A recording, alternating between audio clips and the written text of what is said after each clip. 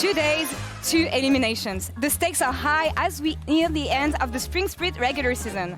Rogue, Giant X, Mad Lion Sky, and Carmine Corp are fighting for their lives at the bottom of the standings. Because here, elimination means for them a 10-week break from the LEC until they come back in summer. And on the other side, G2, Fnatic, Vitality, and Heretics sit quite comfortably in their seats, and they will be here to play spoilers. And guys, it is absolute cinema, isn't it? I know, I'm so excited. I can't wait to watch this. I know, I got you guys some popcorn. Oh, Dag, that's the sweet one. Yeah? No, I don't need You good? You good? All right. How are we doing, guys? Don't ask me, I got popcorn in my mouth. That's why I'm trying to embarrass Yeah, you. give me your best speech there, GB, for 1 sec. The what? The what? What? All right, LEC. Because if you haven't been following here online, the Riot Games Arena, as of late, has featured plenty of moments of absolute cinema. Thanks to Bright Ring, by the way, who made some of these hilarious fan signs that you can see here, and has subjected Humanoid to this recurring photo. And with Fnatic's performance over the Spring Split, we agree, Fnatic had plenty of Oscar-worthy performances. And to kick things off today, we wanted to take a look with you guys of some of the greatest hits of the Spring Split. And GB, what is the first movie that you have here? Well, it's a very famous movie I've brought here today. It's called Ocean Drakes 11, and it nice. features the whole team of Fnatic, but it truly stars Humanoid and Razork, these two leaders of the pack, assembling their team of experts to absolutely steal the game. Let's have a look at the clip. Let's watch it. Let's bring it in here.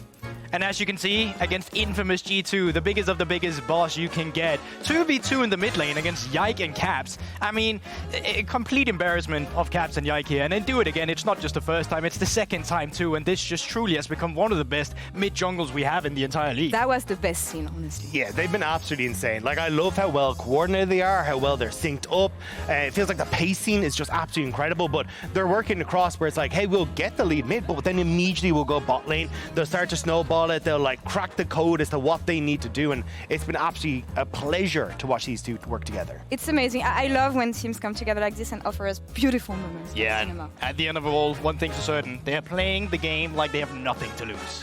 All right, Dagda, what do you have for us? Yeah, well, as you know, I'm all a big fighting movie fan, so I decided to bring out Fnatic 2 heavyweight champions. And it's up against their longtime rivals in G2. They defended their path to the Winter Split Finals by knocking out challenger Fnatic into the bottom bracket, where they would ultimately meet their demise. But then you fast forward a couple of weeks of recovery, and Fnatic is finding fame and success in the Spring Split, particularly with Noah and Jun. You can see there, look at their faces, man. They're all so sad. And it truly is the breakdown. It's like in an anime first season of whatever it is. Like, they can't win the first time, you know, you got to bring it back. And they truly are. I mean, look at it again here. 2v2 killing against Mickey and Hansama. What much more do you want, right? Yeah, and as for G2, the public pressure's been kind of getting to them. Really? Despite their trying to keep up their persona as champions, the cracks are definitely starting to show.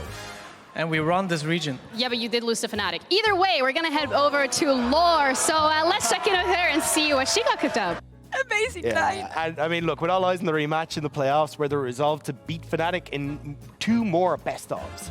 We got one more lined up, though, so let's see what this is.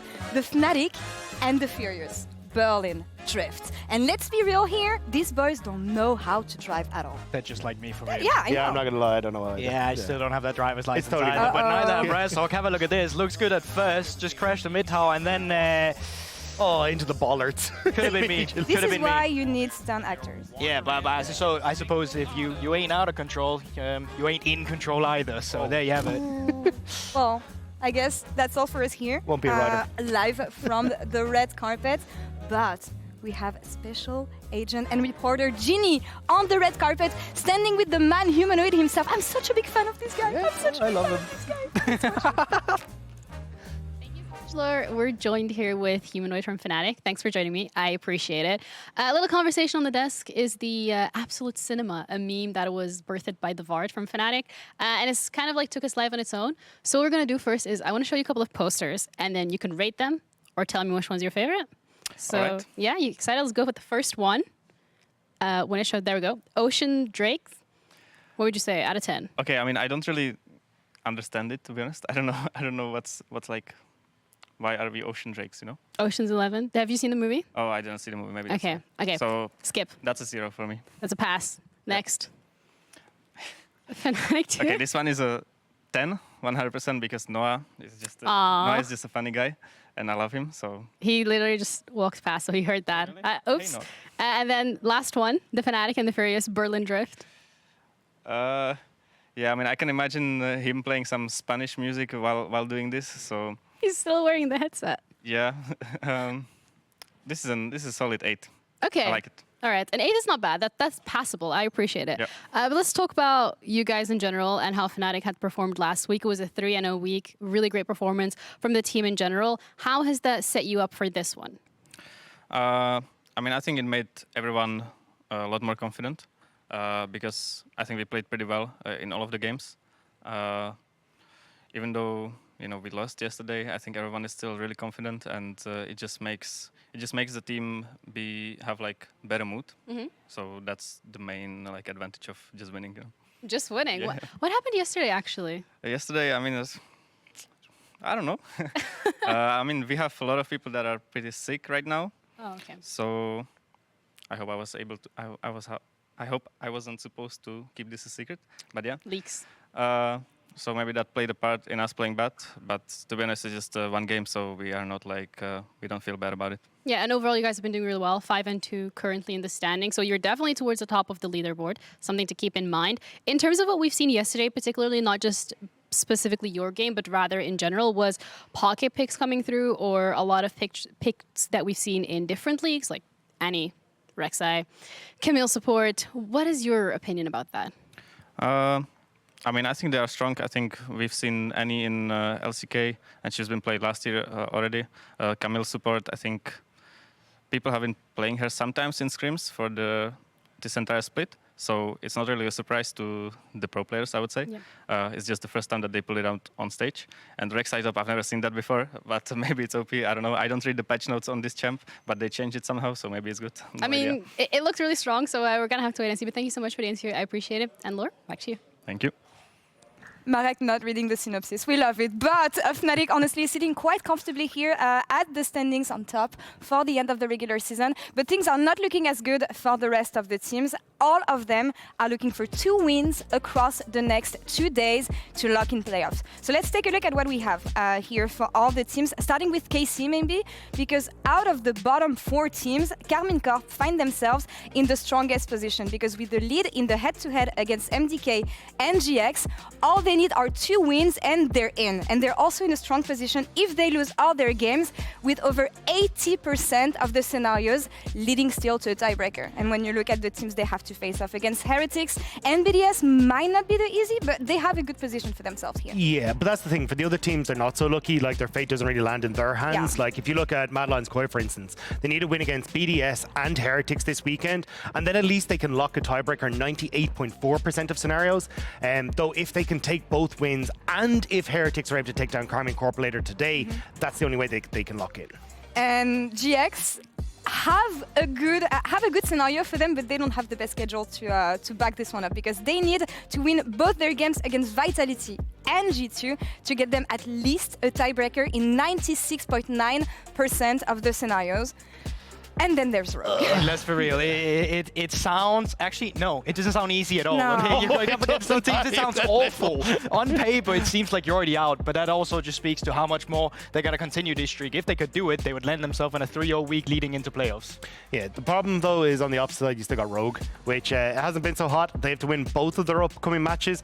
Even if they win both their upcoming matches, they still lock out in 18% of scenarios. So those odds will only get worse when you look at who they have to take on today, like the big boss G2. It's not a fun time if you're a Rogue fan. Okay, but if we are talking about percentages, Yeah. Rogue this year has a 100% win rate against G2. Wow, that's one of the best stats against G2 you can have in the league. So, I mean, we've seen it before. The blueprint's already there. Winter split, going into spring split. I mean, come on. I don't know. G2 just look like they have so much up their sleeve at the moment. Even seeing the new picks yesterday, It is a G2-esque game to lose. I want to say that's the kind of stuff they do sometimes. But staying on the G2 topic, they're deploying some ancient tech this week.